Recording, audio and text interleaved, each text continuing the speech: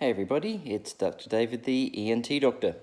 I'm going to go through something that I get asked a lot about, and that is, what do you do for a child that's already had their tonsils and adenoids out, but still has breathing problems at night?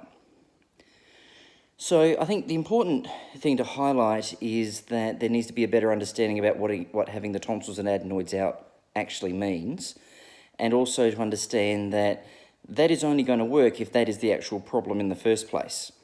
So I like to talk in analogies. So for example, if your car has a problem, is it because it's got a flat battery, or is it because it's got a flat tyre, or because it's got no petrol? If you address the wrong problem, then that is the wrong solution. So when it comes to children that have upper airway obstruction, part of the problem is that most of them, it is because of their tonsils and adenoids.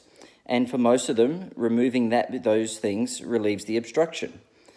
The problem is that if you take a template or cookie cutter approach to a condition without addressing or even assessing everything that may be going on, then you can have a situation where what you're doing in terms of a treatment, even though it may be the right treatment for most kids most of the time, it needs to be the right treatment for that particular person at that particular time. So that's one thing. So having the tonsils and adenoids out is not the be-all and end-all solution for all kids. So that's the first thing.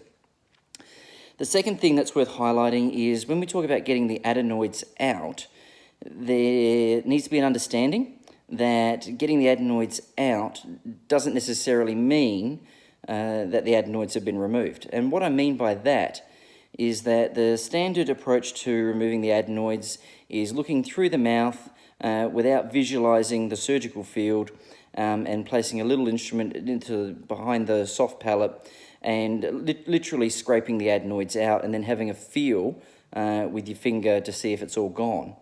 When that has been done and people have used some more scientific approaches by then looking inside rather than going by feel, there's a very high rate of adenoid tissue that's actually left behind if that technique is employed.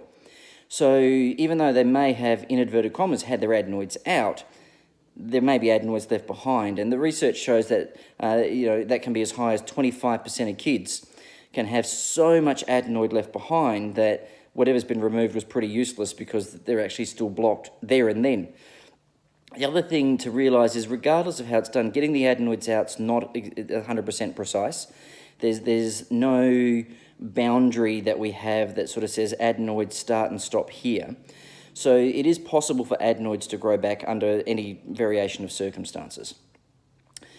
The other problem then is, like I said, if you just do tonsils and adenoids for every child that walks in the door that's got upper airway obstruction, then you're going to miss things. So, for example, you may miss nasal pathology, such as the middle part of the nose, the septum being crooked. You may miss nasal passage swelling called the turbinates being enlarged.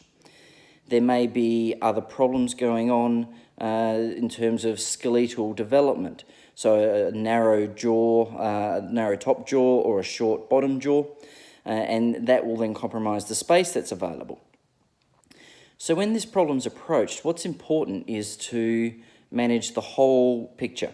So when a child comes in and sees me, for example, I'll have a look inside their ears, I'll have a look inside their nose, and I'll have a look inside their throat.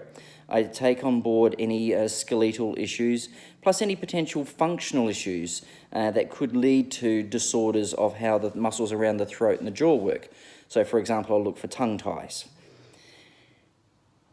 Taking that all into account, then I'll put a management plan that's appropriate. So what I've found personally when it comes to children that can't breathe properly, predominantly it's because they had trouble breathing through their nasal passages for some reason, and less frequently because they've got problems with their tonsils. So the majority of children that end up bad enough in my hands that need surgery actually mostly are not having their tonsils out. They're certainly getting their adenoids out, and I do that by visualizing the surgical field. I stopped counting after the first 2,000 where I'd had 2 out of those first 2,000 that had grown back to the point that we needed to go back in there and take them out again because of the blockage they were causing. So that's that part of it. So the other thing to consider is just because something was done in the past doesn't mean that new problems can't arise. So, you know, you might say, oh, they had their tonsils and adenoids out 3 years ago and they were good, and then they've started snoring again, so it didn't work. That's not true. That'd be like saying I put petrol in my car and then the tank was empty, so the petrol didn't work.